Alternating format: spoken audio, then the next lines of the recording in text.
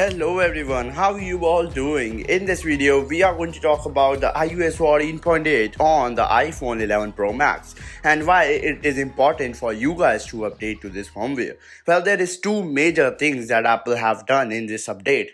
Number one, this update is really important for the security of your device and your data. If you don't update your device to this update, it is possible that your device may get the Pegasus virus, which is really dangerous, and I do not want you guys to get into all this. What is it and all? Just there is just one simple thing: update your device. It is important. Then the second thing is for people who were having really bad battery life. This update, there is a good news. This update is really good in terms of battery life. This have fixed earlier battery drains that we were having on our iPhones, and it is much better than the previous versions that I have noticed personally. There is no major issue, or in fact, no issues at all in this firmware. And also, Apple will be releasing iOS 15 to public real soon. So I can't wait to make more videos on iOS 15. And finally, let's say goodbye to iOS 14. This is the final update that we have about the iOS 14.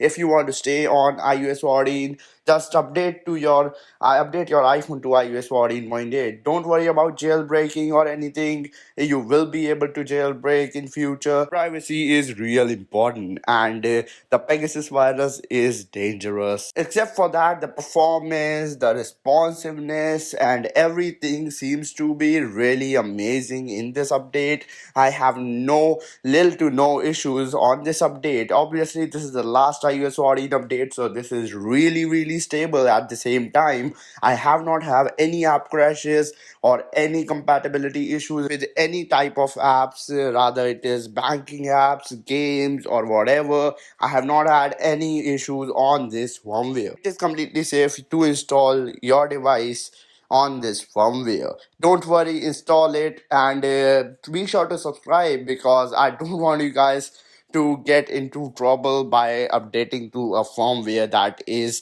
not good on your device, because I do make separate iOS reviews on pretty much all iPhones, and I don't want your iPhone to get affected by anything. If something will happen, it will happen to my device, not yours. So that's why click that subscribe button and notification. Well, that's pretty much it for this quick little video. If you did find this video helpful, you know what to do, and let me know down in comments below that are you guys excited for iOS 15 and what type of content do you guys want me to make about iOS 15, because I have already covered hidden features and all, and I don't know if you guys really want me to do that all again now that iOS 15 will be out to public later this month. So I'm just a bit confused, and I need your help to know that should I make hidden features and all those videos again. Okay, that's pretty much it. Peace out, have a great day ahead.